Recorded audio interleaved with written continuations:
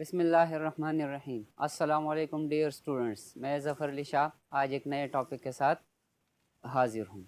Dear students, last lecture में हमने chapter 13 की इंट्रोडक्शन को डिस्कस किया था और फिर उसमें हमने इलेक्ट्रॉनिक कॉन्फ़िगरेशन की डिस्कशन की थी। डियर स्टूडेंट्स, उसी सिलसिले को आज हम आगे बढ़ाएंगे और उन्हीं एटॉमिक प्रॉपर्टीज़ को हम डिस्कस करेंगे जो कि एटम से रिलेटेड हैं। डियर स्टूडेंट्स, वो प्रॉपर्टीज़ जो कि एटम से रिलेटेड हैं उनको हम एटॉमिक प्रॉपर्टीज़ कहते हैं। आज हम एक नई एटॉमिक प्रॉपर्टी जिसको हम कहते हैं कि trends in atomic radius. Dear students, आज हम एटॉमिक रेडियस को डिटेल के साथ डिस्कस करेंगे। As you know that period third elements are composed of sodium element, magnesium element, aluminum element, silicon element, phosphorus, sulfur, chlorine और argon। Dear students, इन elements की वजाहत आज दोबारा होगी किस टॉपिक के हेडिंग के under? Under the heading of atomic radius. Dear students, atomic radius हम किसी एलिमेंट के लिए, किसी एटम के लिए, इंडिविजुअल एटम के लिए हम उसका एटॉमिक साइज़ डिटरमिन नहीं कर सकते। क्यों नहीं कर सकते? क्योंकि इलेक्ट्रॉन की पोजीशन जो है, probability of finding of electron जो है, उनको हम ज़ीरो नहीं कर सकते किसी पोजीशन पर। फॉर एग्ज़ाम्पल, अगर हम कहें कि इलेक्ट्रॉन सेकंड शेल में मौजूद है, अब हमारे पास चांसेस ये हैं कि इलेक्ट्रॉन एस सब शेल में भी पॉसिबल है, पी सब शेल में भी पॉसिबल है। अब पी सब शेल में इलेक्ट्रॉन के मिलने के चांसेस, जिनको हम प्रोबेबिलिटी कहते हैं या density of finding of electron हम कह सकते हैं, तो वो किस पोजीशन पर होगी? एक्स पोजीशन पर होगी, क्योंकि पी का एक लोब, ऑर्बिटल का एक लोब एक्स एक्सिस पर मौजूद है, दूसरा वाई एक्सिस पर मौजूद है, तीसरा हमारे पास जेड एक्सिस पर मौजूद है। तो इलेक्ट्रॉन किस एक्सिस पर मौजूद है? इसलिए हम इंडिविजुअल एटम का, सिंगल एटम का साइज़ फाइंड नहीं कर सकते। तो जब हम सिंगल एटम का साइज़ फाइंड नहीं कर सकते, डियर स्टूडेंट्स, हमने एटम्स को कंबाइंड स्टेट में उनकी साइज़ का मुतालिया करना होगा या उनके साइज़ को हम डिटरमिन कर सकेंगे।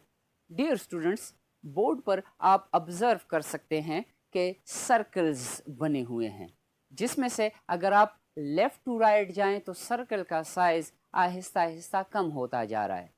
जो एक्सट्रीम लेफ्ट साइड पर है, this is, it represents sodium atom, फिर उसके बाद मैग्नीशियम एटम है, फिर उसके बाद एल्यूमिनियम है, एल्यूमिनियम के बाद सिलिकॉन है with the symbol of Si, उसके बाद फास्फोरस है, फिर सल्फर है, क्लोरीन है और सबसे आखिर में अगर आप ऑब्जर्व करें आर्गन है हमारे पास। डियर स्टूडेंट्स, तो इन एलिमेंट्स को आइए ज़रा डिवाइड करते हैं on the basis of their natures. Dear students, पहले वाले तीन एलिमेंट्स जो हैं, जिसमें से सोडियम, मैग्नीशियम और एल्यूमिनियम जो है, ये मेटेलिक इन नेचर है। डियर स्टूडेंट्स, मेटल्स की कुछ ख़ास प्रॉपर्टीज़ हैं। अगर वो प्रॉपर्टीज़ किसी एलिमेंट में मौजूद हो तो हम कहते हैं कि ये मेटेलिक इन नेचर है। जैसे उसका साइज़ बड़ा होना चाहिए। सेकंड प्रॉपर्टी, अगर साइज़ बड़ा हो तो उसके साथ उसकी आयोनाइजेशन एनर्जी कम होगी। आयोनाइजेशन एनर्जी का टॉपिक इंशाल्लाह डिस्कस करेंगे, लेकिन यहाँ पर आपकी समझ के लिए मैं बता दूं कि उससे हम आसानी से गैसियस स्टेट में इलेक्ट्रॉन निकाल सकेंगे। उसकी इलेक्ट्रॉन एफिनिटी कम होनी चाहिए। What is electron affinity? क्योंकि अगर उसके शेल में, आउटर मोस्ट शेल में हम इलेक्ट्रॉन ऐड करवाएंगे बाहर से, तो वो आसानी से ऐड ना हो, मतलब वो इलेक्ट्रॉन को एक्सेप्ट ना करे। इलेक्ट्रॉन एफिनिटी की प्रॉपर्टी है। फिर मेटल्स की एक और प्रॉपर्टी है जो कि रिंगिंग साउंड प्रोड्यूस करेंगे। जैसे ही हम उसको स्ट्राइक करेंगे तो एक रिंगिंग साउंड प्रोड्यूस होगी। मेटल्स का सरफेस शाइनी होना चाहिए। डियर स्टूडेंट्स, मेटल्स को थर्मल और इलेक्ट्रिकल कंडक्टेंस की प्रॉपर्टी मेटल्स में ज़्यादा होनी चाहिए।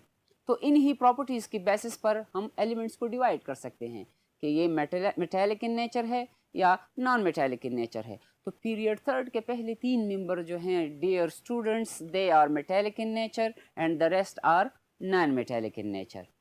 अब हमने कुछ देर पहले बात की कि जब हम एटम्स की साइजेस की बात करेंगे, उनकी डिटर्मिनेशन की बात करेंगे, मेजरमेंट ऑफ साइज की बात करेंगे हम, तो हम स्ट्रिक्टली, किताब में वर्ड इस्तेमाल किया गया है, स्ट्रिक्टली बॉन्डेड कंडीशंस, तो हमने स्ट्रिक्टली बॉन्डेड कंडीशंस में एलिमेंट की एटमों की साइजेस को डिटरमिन करना है। जैसे पहले ये तीनों एलिमेंट्स जो हैं सोडियम, मैग्नीशियम और एल्यूमिनियम, इनके लिए हम मेटेलिक रेडियस की बात करेंगे, क्योंकि ये एटम्स जब आपस में जुड़े होंगे, किसके जरिए जुड़े होंगे, किस किस्म के बॉन्ड के जरिए जुड़े होंगे या कौन सी फोर्सेस इनमें इन्वॉल्व होंगी, तो हम कहते हैं कि मेटेलिक फोर्सेस आर देयर।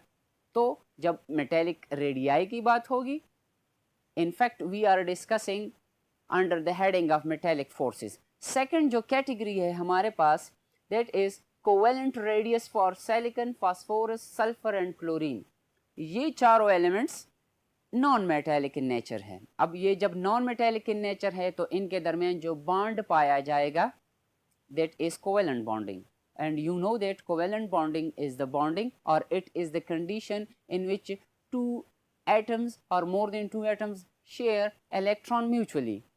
दोनों एटमों के दरमियान या तीनों एटमों के दरमियान या जितने भी एटम्स हों उनके दरमियान जब इलेक्ट्रॉन शेयरिंग होगी, म्यूचुअल शेयरिंग होगी, as compare to ionic bond. अगर हम बात करें आयोनिक बॉन्डिंग में एक एटम से इलेक्ट्रॉन ट्रांसफर होगा कंप्लीटली, दूसरे एटम कंप्लीटली इलेक्ट्रॉन को गेन करेगा, जिस पर एक एटम पर पॉजिटिव चार्ज और दूसरे एटम पर नेगेटिव चार्ज आएगी। यहाँ पर ऐसी कोई कंडीशन नहीं है, यहाँ पर म्यूचुअल शेयरिंग ऑफ इलेक्ट्रॉन की बात होगी। और थर्ड कैटेगरी हमारे पास जो है van der Waals radius for argon. Dear students, argon जो है पीरियोडिक टेबल में पी ब्लॉक में मौजूद है और पी ब्लॉक में आखिरी ग्रुप में मौजूद है, जिनको हम जीरो ग्रुप एलिमेंट्स भी कह सकते हैं, या जिनको हम कहते हैं कि these are the noble gases. Noble gases का मतलब ये है जनाब कि ये बॉन्डिंग में हिस्सा नहीं लेंगे नॉर्मल कंडीशन में। तो ये जब बॉन्डिंग में हिस्सा नहीं लेंगे, अब इनकी साइज की जब हम बात करेंगे, ये तो एक एक इंडिविजुअल एटम होगा, गैस फॉर्म में होगा। हमने इनको गैस से लिक्विड स्टेट में लेकर जाना है by the application of high pressure and by lowering the temperature, और फिर लिक्विड स्टेट से by freezing, by lowering the temperature हमने इनको सॉलिड में कन्वर्ट करना है। तो ये जब गैस से लिक्विड में आएंगे तो ये तो सिंगल एटम्स हैं, यहाँ पर तो डाइपोल्स नहीं है, ना पॉजिटिव चार्ज है पार्शल, ना पार्शल नेगेटिव चार्ज है। तो हम कहते हैं कि यहाँ पर इंस्टेंटेनियस डाइपोल्स प्रोड्यूस होते हैं। ऐसी फोर्सेस को हम लंडन डिस्पर्शन फोर्सेस कहते हैं, और अगर हम ब्रॉडली बात करें तो those forces are known as van der Waals forces. तो जो सॉलिड स्टेट में आर्गन होगा उसको हम कहेंगे कि हम इनकी वॉन डर वाल्स रेडियस को डिटरमिन कर रहे हैं। डियर स्टूडेंट्स, हमारे पास दो फैक्टर्स हैं जो कि एटम की साइज को अफेक्ट करेंगे। सबसे फर्स्ट जो है या पहला फैक्टर जिसको हम कह सकते हैं कि दैट इज स्क्रीनिंग इफेक्ट या शील्डिंग इफेक्ट, और दूसरा फैक्टर जो है that is effective nuclear charge. Shielding effect, dear students, हम किसको कहते हैं? शील्डिंग इफेक्ट असल में डियर स्टूडेंट्स क्लास 9 की केमिस्ट्री में आपने डिटेल से ये चीज़ें सीखी हैं। अब व्हाट इज स्क्रीनिंग इफेक्ट? हम कहते हैं कि जब न्यूक्लियस आउटरमोस्ट शेल इलेक्ट्रॉन्स को अपनी तरफ अट्रैक्ट करेगा, अब उस अट्रैक्शन में जब कमी आ जाए, किस वजह से कमी आएगी? जो शेल, आउटरमोस्ट शेल और न्यूक्लियस के दरमियान जो शेल्स मौजूद हैं, जैसे अगर हम बात करें the atomic number of sodium is 11, atomic number of sodium is 11। मतलब इलेक्ट्रॉनिक कन्फिग्रेशन का टॉपिक हमने लास्ट लेक्चर में डिटेल के साथ डिस्कस किया था स्टूडेंट्स, जिसमें हम कहते हैं कि पहले शेल में 2 इलेक्ट्रॉन्स चले जाएंगे, फिर उसके बाद सेकंड शेल में 8 इलेक्ट्रॉन्स चले जाएंगे और आखिरी शेल में 1 इलेक्ट्रॉन जाएगा। अब न्यूक्लियस जब उस आखिरी इलेक्ट्रॉन पर फोर्स अप्लाई करेगा, इलेक्ट्रोस्टैटिक फोर्स अपनी तरफ अट्रैक्ट करने के लिए, तो उस फोर्स में कुछ कमी आएगी, डिक्रीज आएगा उसमें से। वो डिक्रीज क्यों आएगा? जो फर्स्ट शेल में इलेक्ट्रॉन्स मौजूद है और जो सेकंड शेल में इलेक्ट्रॉन्स मौजूद है, उनकी रिपल्शन की वजह से आउटर मोस्ट शेल में जो इलेक्ट्रॉन मौजूद है उस पर न्यूक्लियर फोर्स की कमी आ जाएगी, अट्रैक्टिव फोर्सेस की कमी आ जाएगी। इसलिए हम कहते हैं कि इलेक्ट्रॉन शील्ड हो रहा है, न्यूक्लियस की अट्रैक्शन से इलेक्ट्रॉन एक ढाल की वजह से बच रहा है ताकि उस पर न्यूक्लियस की अट्रैक्शन ना हो। अब डियर स्टूडेंट्स, शील्डिंग इफेक्ट का ट्रेंड अगर हम अक्रॉस द पीरियड देखें फ्रॉम लेफ्ट टू राइट, जब हम सोडियम से लेकर मैग्नीशियम से होता हुआ aluminium, silicon, phosphorus, sulphur, chlorine और आर्गन तक पहुंचते हैं डियर स्टूडेंट्स, तो शील्डिंग इफेक्ट पर क्या असर होगा? शील्डिंग इफेक्ट कम होगा या ज़्यादा होगा? डियर स्टूडेंट्स, हम तो ये एक्सपेक्ट कर सकते हैं कि जैसे सोडियम में 11 इलेक्ट्रॉन्स है, मैग्नीशियम में 12, फिर 13, 14, 15, 16, 17 और आर्गान में 18 तक इलेक्ट्रॉन्स पूरे हो जाते हैं, नंबर ऑफ इलेक्ट्रॉन में इंक्रीज आ जाता है, तकरीबन 7 इलेक्ट्रॉन्स ऐड हो जाते हैं शेल्स में, तो फिर तो न्यू शील्डिंग इफेक्ट को ज़्यादा होना चाहिए था, और जितना ज़्यादा शील्डिंग इफेक्ट ज़्यादा हो फिर एटम का साइज़ बढ़ना चाहिए। लेकिन स्टूडेंट्स, आपने ये बात जहन में रखनी है कि जैसे जैसे एक एक इलेक्ट्रॉन ऐड होता जाता है थर्ड शेल में, जैसे पहले 3s1 होगा, फिर 3s2 होगा, फिर 3p1, 2, 4, 5 एंड 6, इसी तरह एक एक प्रोटॉन भी न्यूक्लियस में ऐड होता जाएगा। तो एक एक प्रोटॉन की न्यूक्लियस की एडिशन की वजह से शील्डिंग इफेक्ट जो है वो कांस्टेंट रहेगा। Across the period shielding effect बढ़ेगा नहीं, कांस्टेंट रहेगा। तो इसलिए हम कहते हैं कि shielding effect across the period constant है, तो एटम की साइज पर इसका कोई असर नहीं होगा। मतलब शील्डिंग इफेक्ट कांस्टेंट होने की वजह से एटम का साइज बढ़ेगा नहीं। सेकंड फैक्टर हमारे पास है dear students, effective nuclear charge. Effective nuclear charge इसको इसलिए कहते हैं, ये वर्ड इफेक्टिव इसलिए इस्तेमाल हुआ है यहाँ पर कि अगर हम सोडियम को दोबारा एज एन एग्जांपल कंसिडर कर ले डियर स्टूडेंट्स, तो सोडियम के पहले शेल में 2, सेकंड में 8 और थर्ड में सिंगल इलेक्ट्रॉन आएगा। अब न्यूक्लियस में तो टोटल हमारे पास 11 प्रोटॉन्स मौजूद है। अब 11 प्रोटॉन्स इन इलेक्ट्रॉन्स को अट्रैक्ट करेगा अपनी तरफ। अब इन 2 और 8 टोटल 10 इलेक्ट्रॉन्स हो जाते हैं। इनकी वजह से आखिरी शेल में जो सिंगल इलेक्ट्रॉन है उस पर फोर्सेस ऑफ अट्रैक्शन जो है वो कम हो जाएंगी डियर स्टूडेंट्स। अब जो फोर्स में न्यूक्लियर फोर्स जो न्यूक्लियस अप्लाई कर रहा था उसमें जो कमी आई है, जो रह गया है वो फोर्स जिससे वो सिंगल इलेक्ट्रॉन अट्रैक्ट हो रहे हैं न्यूक्लियस की तरफ।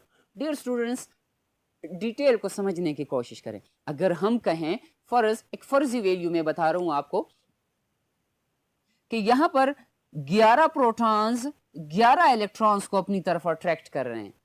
अब उन 11 प्रोटॉन्स में से 10 प्रोटॉन्स जो है 10 इलेक्ट्रॉन्स को अपनी तरफ अट्रैक्ट करेंगे।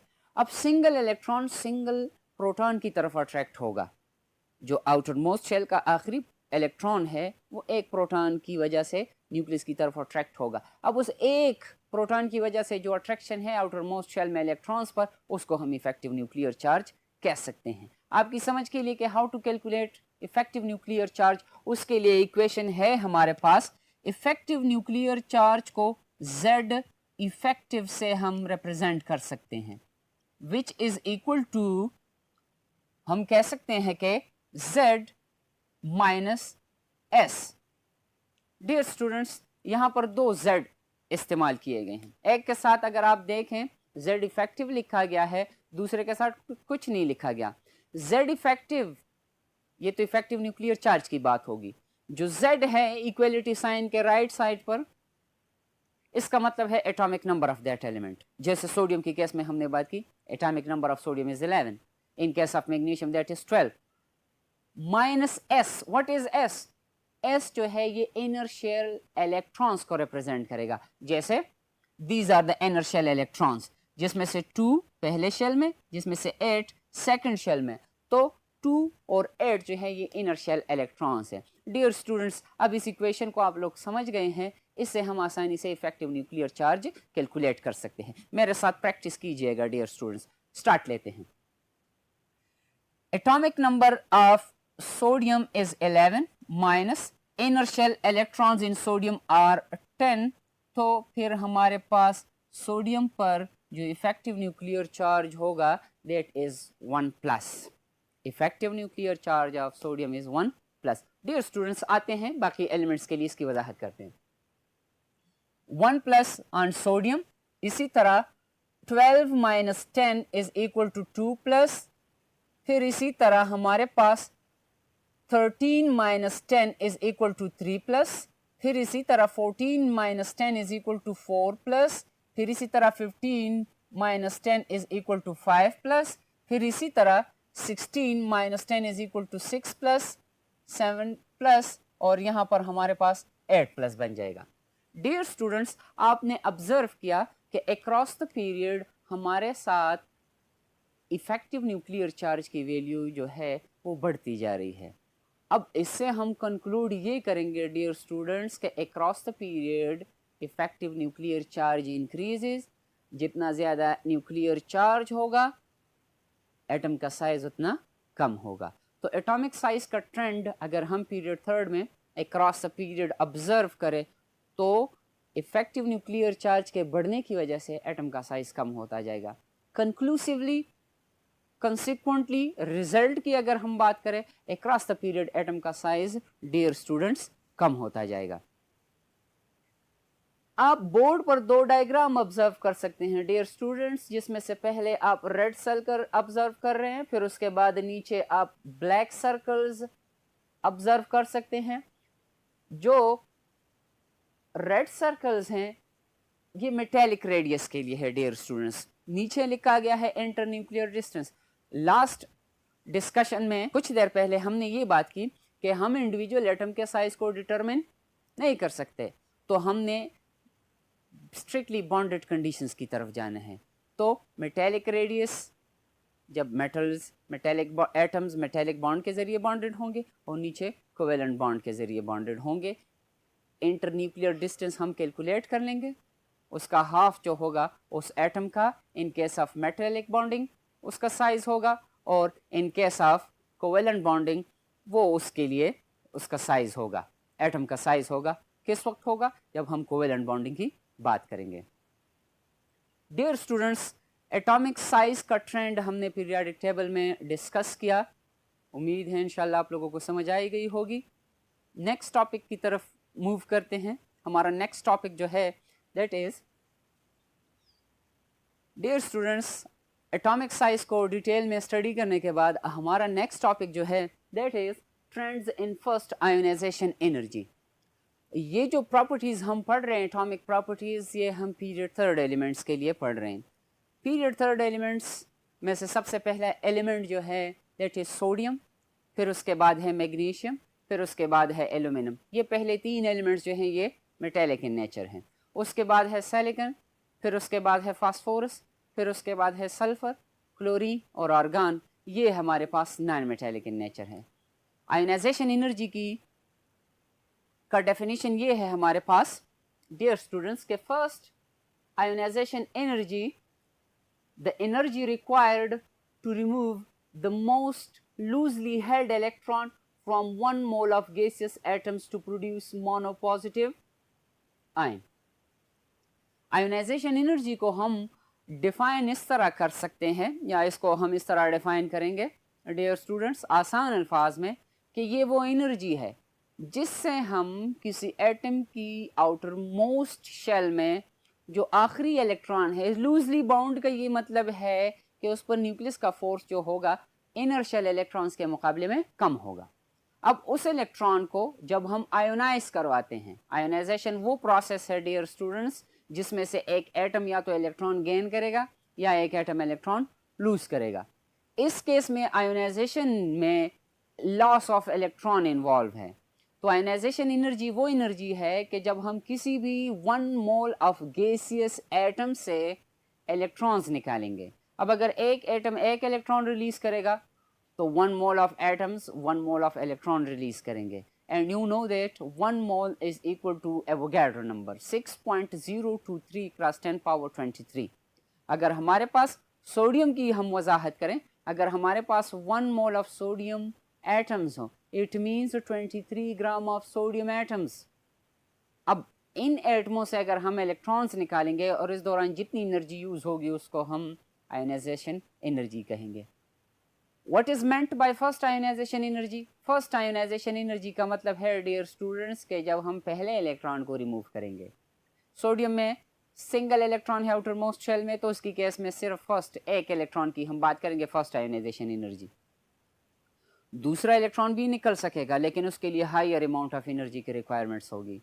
मैग्नीशियम की केस में अगर हम बात करें dear students, outer most shell में मैग्नीशियम के सिर्फ दो इलेक्ट्रॉन्स हैं, तो पहले इलेक्ट्रॉन को रिमूव करने के लिए जो एनर्जी रिक्वायर्ड होगी उसको फर्स्ट आयोनाइजेशन एनर्जी हम कहेंगे।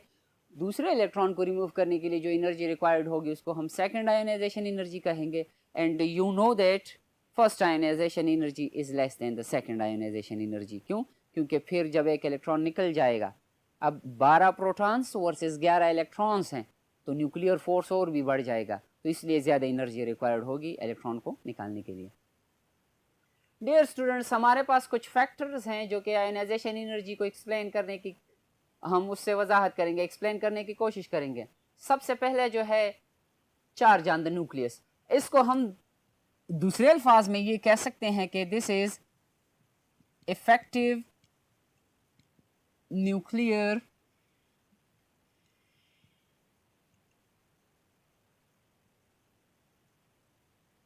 Charge. Dear students, charge on the nucleus का मतलब है इफेक्टिव न्यूक्लियर चार्ज, और इफेक्टिव न्यूक्लियर चार्ज की वजाहत एटॉमिक साइज में हमने की थी। एटॉमिक साइज का ट्रेंड जब हम डिस्कस कर रहे थे तो हम इफेक्टिव न्यूक्लियर चार्ज को साथ साथ में डिस्कस कर रहे थे।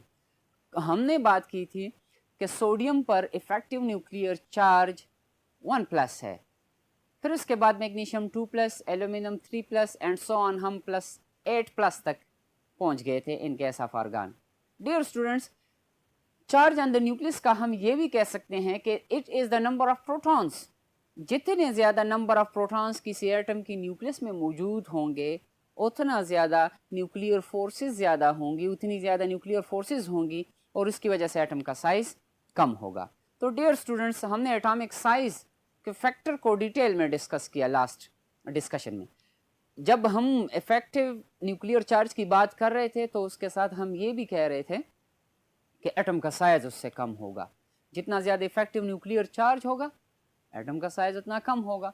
तो दूसरे अल्फाज में या हम कंक्लूड कर सकते हैं कि आयोनाइजेशन एनर्जी उस वक्त ज़्यादा होगी जब चार्ज ऑन द न्यूक्लियस ज़्यादा होगा। जैसे charge on nucleus is directly proportional to ionisation energy. Greater the charge on the nucleus, greater the effective nuclear charge, greater will be the ionization energy. Second factor हमारे पास है distance of outer electrons from the nucleus, के outermost shell electrons और nucleus के दरमियान कितना distance है। जैसे स्टूडेंट्स, अगर हम कहें कि फर्स्ट शेल में एक इलेक्ट्रॉन मौजूद है, उसका जितना डिस्टेंस है, जो सेकंड शेल में इलेक्ट्रॉन मौजूद है, अब सेकंड और फर्स्ट की कंपैरिजन हम करें तो फर्स्ट शेल का इलेक्ट्रॉन जो है वो सेकंड शेल के इलेक्ट्रॉन के मुकाबले में न्यूक्लियस को ज़्यादा पेनिट्रेट कर रहा है, उसके ज़्यादा नज़दीक है।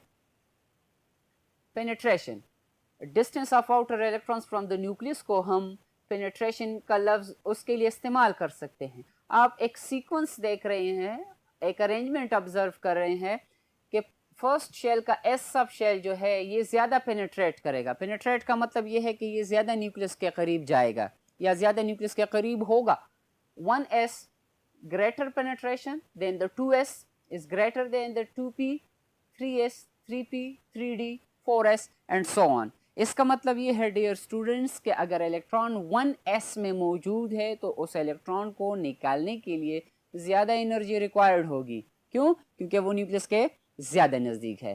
फिर अगर एक इलेक्ट्रॉन 2s सबशेल में मौजूद है तो उस 2s सबशेल को से इलेक्ट्रॉन निकालने के लिए फिर कम एनर्जी रिक्वायर्ड होगी एज़ कम्पेयर टू 1s। फिर इसी तरह 2p में जो इलेक्ट्रॉन मौजूद है उसके लिए कम एनर्जी रिक्वायर्ड होगी as compare to 2s। 2p को अगर हम 3s के साथ कंपेयर करें, 3s के साथ अगर हम 3p को 3d, 4s, 4p and so on. ये था डियर स्टूडेंट्स पेनिट्रेशन या the distance of the nucleus as compare to the outermost shell electrons या the distance between the outermost shell electron and nucleus. Third factor जो हम discuss करेंगे that is screening effect of the inner electrons. Screening effect shielding effect को कहते हैं dear students. आप observe करें, इसका दूसरा नाम भी लिखा गया है इसके साथ, स्क्रीनिंग इफेक्ट और शील्डिंग इफेक्ट। आप ऑब्जर्व करें, there is a relation between the shielding effect and ionisation energy. There is an inverse relation. Shielding effect जितना ज़्यादा होगा आयोनाइजेशन एनर्जी उतनी कम होगी। क्यों? क्योंकि शील्डिंग इफेक्ट ज़्यादा होने की वजह से एटम का साइज़ बड़ा होगा। एटम का साइज़ बड़ा होने की वजह से outer most shell electrons nucleus से ज़्यादा दूर होंगे। डिस्टेंस पेनिट्रेशन की कुछ देर पहले हमने बात की, तो जितने ज़्यादा इलेक्ट्रॉन्स दूर होंगे न्यूक्लियस से उनके दरमियान डिस्टेंस ज़्यादा होगा, एनर्जी कम रिक्वायर्ड होगी, इलेक्ट्रॉन आसानी से आयोनाइज होगा. Dear students, try to understand.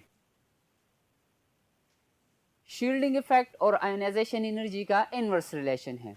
Periodic table में अगर हम टॉप टू बॉटम आएंगे, लास्ट लेक्चर में हमने बात की थी कि अगर हाइड्रोजन की हम बात करेंगे उसमें सिंगल शेल है, फिर उसके बाद लिथियम है उसमें 2 शेल्स हैं, सोडियम में 3 है, पोटेशियम में 4 सब शेल्स हैं. अब अगर हम नीचे जाएंगे तो एक एक शेल और ऐड होता जाएगा. अब कंटिन्यूसली शेल्स की एडिशन की वजह से एटम का साइज बढ़ता जाएगा, शील्डिंग इफेक्ट बढ़ता जाएगा, और शील्डिंग इफेक्ट ज़्यादा होने की वजह से एटम का साइज जो होगा ज़्यादा होगा, आयोनाइजेशन एनर्जी उसके लिए कम होगी. फोर्थ फैक्टर जो है dear students, that is electronic configuration of that atom. जिस एटम की या जिस एलिमेंट की आयोनाइजेशन एनर्जी की हम बात कर रहे हैं, उसकी इलेक्ट्रॉनिक कन्फिग्रेशन का फैक्टर भी उसके साथ इन्वॉल्व होगा आयोनाइजेशन एनर्जीज के लिए. बोर्ड पर आप ऑब्जर्व कर सकते हैं डियर स्टूडेंट्स के हमारे पास 3 किस्म के ऑर्बिटल्स सब शेल्स पॉसिबल हैं. या तो वो कंप्लीटली फिल्ड होंगे, या हाफ फिल्ड होंगे, या पार्शली फिल्ड होंगे. हम पी सब शेल की वजाहत करेंगे यहाँ पर. अगर पी सब शेल में 6 इलेक्ट्रॉन्स होंगे, इट इज़ कम्प्लीटली फिल्ड. अगर पी सब शेल में 3 इलेक्ट्रॉन्स होंगे, दिस इज हाफ फिल्ड. और अगर पी सब शेल में लेस देन 6 होंगे, जैसे 5 पॉसिबल हैं, 4 पॉसिबल हैं, 3 तो हाफ फिल्ड हो जाएगा, 2 पॉसिबल है और 1 इलेक्ट्रॉन पॉसिबल है. अब इन कंडीशंस में 3 और 6 को छोड़कर बाकी जितने भी इलेक्ट्रॉन्स अगर पी सब शेल में मौजूद हों तो हम कहेंगे कि p subshell is partially filled. Stability की अगर हम बात करें, पार्शियल फिल्ड अगर कोई सब शेल हो तो वो अनस्टेबल है, अगर हाफ फिल्ड है तो स्टेबल होगा, और अगर कंप्लीटली फिल्ड है वो भी स्टेबल होगा. डियर स्टूडेंट्स, आयोनाइजेशन एनर्जी के फैक्टर्स को हमने डिस्कस किया. अब आइए इसकी वजाहत करते हैं with the help of a graph जो कि आपकी किताब में मौजूद है. डियर स्टूडेंट्स, हमने तो 4 फैक्टर्स की वजाहत की आयोनाइजेशन एनर्जी के लिए. आइए अब हम ज़रा ग्राफ से इसको ऑब्जर्व करते हैं जो कि आपकी किताब में दी गई है. इससे वजाहत करते हैं कि what is the trend of ionisation energy in period third. Dear students, हमारे पास ये ग्राफ जो है इसमें से वाई एक्सिस पर ionisation energy in kilojoules per mole को प्लॉट किया गया है. हॉरिजेंटली एक्स एक्सिस पर उन एलिमेंट्स को प्लॉट किया गया है. इसका मतलब ये है डियर स्टूडेंट्स ग्राफ का कि एक्स एक्सिस पर एलिमेंट्स मौजूद हैं, वाई एक्सिस पर उनकी एनर्जी मौजूद है. जैसे अगर आप ऑब्जर्व करें सोडियम के लिए इस लाइन को, ये लाइन की लेंथ ऊपर की तरफ जितनी ज़्यादा होगी it means the ionisation energy is greater, और अगर इसकी कम होगी लंबाई, हाइट कम होगी तो आयोनाइजेशन एनर्जी कम होगी. पहले दो को ज़रा कंपेयर करते हैं. हमने चारों फैक्टर्स को याद जहन में रखना है, एटॉमिक साइज को, पेनिट्रेशन को, स्क्रीनिंग इफेक्ट को, इलेक्ट्रॉनिक कन्फिग्रेशन को. इन सारे फैक्टर्स को हमने जहन में रखना है और इस ग्राफ की वजाहत करनी है. सोडियम और मैग्नीशियम की अगर हम आयोनाइजेशन एनर्जीज की कंपैरिजन करें डियर स्टूडेंट्स, तो ionisation energy of sodium is less than the magnesium. Number first factor. Atomic number of sodium is 11. Atomic number of magnesium is 12. Sodium की न्यूक्लियस में 11 protons मौजूद है, मैग्नीशियम की nucleus में 12 protons मौजूद है. इफेक्टिव न्यूक्लियर चार्ज की अगर हम बात करें, इफेक्टिव न्यूक्लियर चार्ज सोडियम की केस में 1+ है और मैग्नीशियम की केस में 2+ है. सेकंड फैक्टर, यहाँ पर साइज का जो फैक्टर होगा डिफरेंस होगा, मैग्नीशियम का साइज कम होगा और सोडियम का साइज बड़ा होगा. तो हमने साइज की बात की थी कि साइज जितना कम हो आयोनाइजेशन एनर्जी उतनी ज़्यादा होगी. तो सोडियम की आयोनाइजेशन एनर्जी इसलिए कम है मैग्नीशियम से. दूसरा फैक्टर, इलेक्ट्रॉनिक कन्फिग्रेशन की हम बात करें, electronic configuration of sodium is 3s1, magnesium 3s2. तो हाफ फिल्ड कंप्लीटली फिल्ड का फैक्टर आ जाता है, इसलिए मैग्नीशियम की आयोनाइजेशन एनर्जी है वो सोडियम से ज़्यादा है। शील्डिंग इफेक्ट की अगर हम बात करें तो लास्ट टॉपिक में हमने बात की थी कि shielding effect across the period is constant. दूसरा, अगर हम मैग्नीशियम और एल्यूमिनियम की बात करें डियर स्टूडेंट्स, तो एल्यूमिनियम की केस में हमारे पास एल्यूमिनियम की इलेक्ट्रॉनिक कन्फिग्रेशन है आउटर मोस्ट शेल में 2p1 और मैग्नीशियम की केस में है हमारे पास 3s2। अब अगर हम साइज के फैक्टर को इन्वॉल्व करें प्लस इफेक्टिव न्यूक्लियर चार्ज के फैक्टर को इन्वॉल्व करें तो फिर तो आयोनाइजेशन एनर्जी एल्यूमिनियम की ज़्यादा होनी चाहिए थी। क्यों? इसलिए क्योंकि the effective nuclear charge on aluminium atom is 3+। Size across the period हमने कहा था कि कम हो जाता है, तो फिर तो एल्यूमिनियम की आयोनाइजेशन एनर्जी ज़्यादा होनी चाहिए थी, लेकिन आयोनाइजेशन एनर्जी एल्यूमिनियम की कम है। It is because of the stable electronic configuration. 3p में सिंगल इलेक्ट्रॉन है डियर स्टूडेंट्स। अब अगर 3p में या तो 3 इलेक्ट्रॉन्स हो या 6 इलेक्ट्रॉन्स हो, दैट इज स्टेबल, तब आयोनाइजेशन एनर्जी ज़्यादा होगी। अदरवाइज आयोनाइजेशन एनर्जी एल्यूमिनियम और मैग्नीशियम की कंपैरिजन के बाद हम ये कंक्लूड करते हैं कि the ionisation energy of magnesium is greater than that of aluminium. Next element की अगर हम कंपैरिजन करें एल्यूमिनियम और सिलिकॉन के दरमियान, यहां पर इलेक्ट्रॉनिक कन्फिग्रेशन दोनों की अनस्टेबल है, पार्शियल फील्ड है। Aluminium 3p1, silicon 3p2। Effective nuclear charge 4+, 3+। तो एटम का साइज क्या होगा इसके साथ अगर शील्डिंग इफेक्ट ज्यादा हो? जी, अगर 4+ हो तो एटम का साइज कम होगा। एटम का साइज जितना ज्यादा कम होगा, outer most shell electrons nucleus की तरफ ज्यादा अट्रैक्टेड होंगे, तो एज अ रिजल्ट या डेफिनेटली हमारे पास आयोनाइजेशन एनर्जी उसकी ज्यादा होगी। नेक्स्ट दो एलिमेंट की कंपैरिजन करते हैं हम सिलिकॉन और फास्फोरस की। In case of phosphorus electronic configuration is 3p3। Dear students, effective nuclear charge की बात भी आ जाती है फास्फोरस की केस में, क्योंकि 5+ है। इफेक्टिव न्यूक्लियर चार्ज के साथ साथ अगर हम ये बात करें कि उसका साइज भी कम होगा, और बड़ा फैक्टर या थर्ड फैक्टर जो है यहाँ पर बात होगी इलेक्ट्रॉनिक कन्फिग्रेशन की। हमने फोर्थ फैक्टर भी डिस्कस करना है, पेनिट्रेशन को, क्योंकि इलेक्ट्रॉन 3p और 3p में मौजूद हैं, तो पेनिट्रेशन p सब शेल का दोनों की केसेस में सेम है, सिलिकॉन और फास्फोरस की केस में। लेकिन जो बड़ा फैक्टर है, या तीनों को हम कंपैरेटिवली हम कह सकते हैं कि तीनों सेम लेवल पर है आयोनाइजेशन एनर्जी, जिसकी वजह से ज़्यादा है। सिलिकॉन की आयोनाइजेशन एनर्जी जो है कम है, किससे? फास्फोरस से।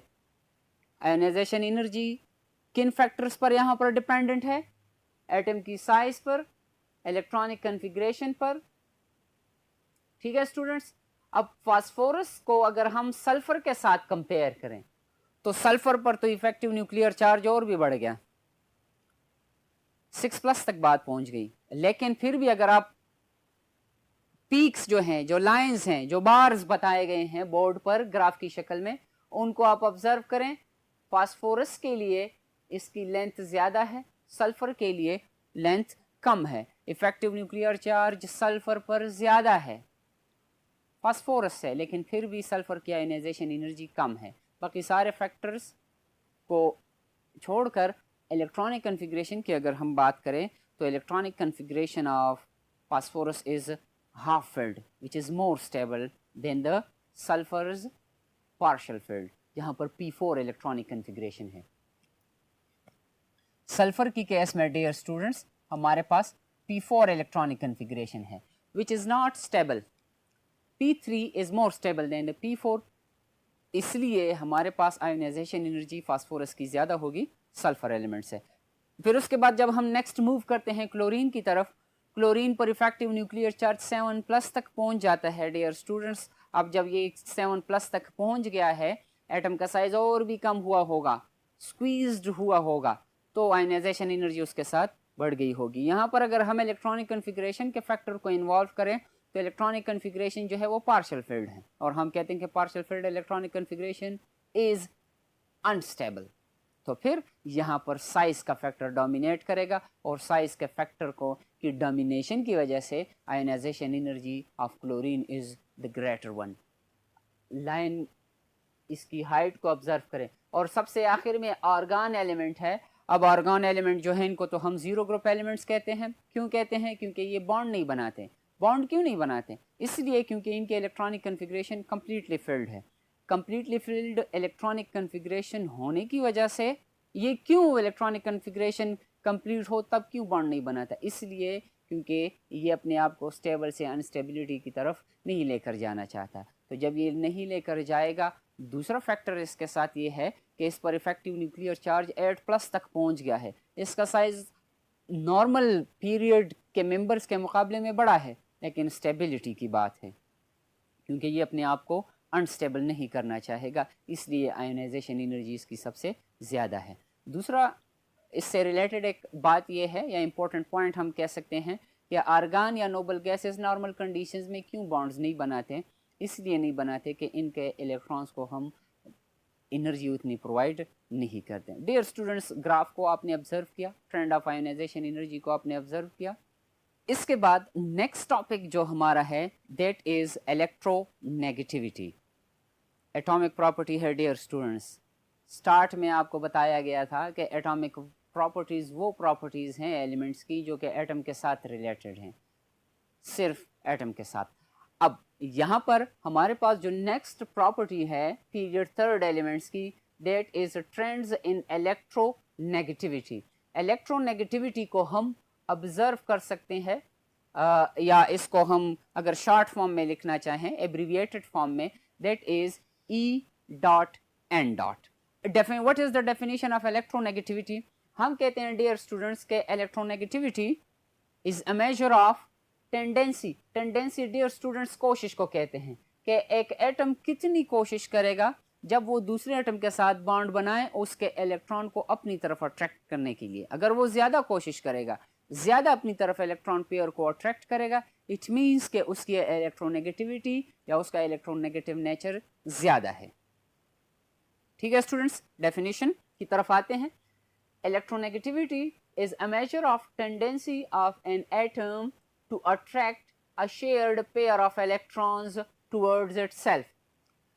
Dear students, इलेक्ट्रोनेगेटिविटी के फैक्टर को हम कोवेलेंट बॉन्डिंग में नॉर्मली डिस्कस करते हैं या उसके साथ रिलेट करते हैं कि अगर दो एटमों ने म्यूचुअल शेयरिंग की है आपस में, कोवेलेंट बॉन्ड बना है। अब कोवेलेंट बॉन्ड में एक एटम दूसरे एटम से किसने पावर के साथ इलेक्ट्रॉन पेयर को अट्रैक्ट करता है, वो जितने ज़्यादा पावर के साथ इलेक्ट्रॉन पेयर को अट्रैक्ट करेगा हम कहेंगे कि इसकी इलेक्ट्रोनेगेटिविटी ज़्यादा है। एलिमेंट्स, पीरियड थर्ड एलिमेंट्स बताए गए हैं। एक टेबल आप ऑब्जर्व कर सकते हैं जिसमें से उन एलिमेंट्स की इलेक्ट्रोनेगेटिविटी वैल्यूज़ हैं और उन एलिमेंट्स के सिंबल्स हैं। डियर स्टूडेंट्स, टेबल को डिस्कस करने से पहले एक फैक्टर की वजाहत हम करें। लिखा गया है कि atomic size is inversely related to electronegativity. किसी एटम का साइज जितना ज़्यादा होगा उसकी इलेक्ट्रोनेगेटिविटी उतनी कम होगी। क्यों? अगर हम कंपैरिजन करें एक बास्केटबॉल और टेनिस बॉल की, तो डियर स्टूडेंट्स अगर आपके हाथ में टेनिस बॉल हो तो आप उसको आसानी से होल्ड कर सकते हैं। अगर कोई दूसरा दोस्त आपका आपसे लेना चाहेगा आपके हाथ से तो वो टेनिस बॉल नहीं ले पाएगा। लेकिन अगर आपके हाथ में बास्केटबॉल है वो साइज़ में बड़ा होगा, आपका होल्ड बास्केटबॉल पर कम होगा, टेनिस बॉल पर आपका होल्ड ज़्यादा होगा। इसी तरह अगर किसी एटम का साइज़ ज़्यादा हो तो उसका होल्ड आउटर मोस्ट इलेक्ट्रॉन्स पर कम होगा। तो जब वो अपने इलेक्ट्रॉन्स को अपनी तरफ अट्रैक्ट नहीं कर सकेगा तो बॉन्डेड इलेक्ट्रॉन को कैसे कितने पावर के साथ अपनी तरफ अट्रैक्ट करेगा? तो एटम का साइज़ जितना बड़ा होगा इलेक्ट्रोनेगेटिविटी उतनी कम होगी। पीरियोडिक टेबल में अगर ट्रेंड हम ऑब्जर्व करें डियर स्टूडेंट्स, इलेक्ट्रोनेगेटिविटी के ट्रेंड को समझने के लिए आपने एटॉमिक साइज का टॉपिक सीखना होगा। उसमें से दो फैक्टर्स हमने डिस्कस किए थे, शील्डिंग इफेक्ट और इफेक्टिव न्यूक्लियर चार्ज। अगर आप उन दोनों फैक्टर्स को समझ जाते हैं आप as a result atomic size समझ जाएंगे और एटॉमिक साइज समझने से आप इलेक्ट्रोनेगेटिविटी का फैक्टर समझ पाएंगे इंशाल्लाह।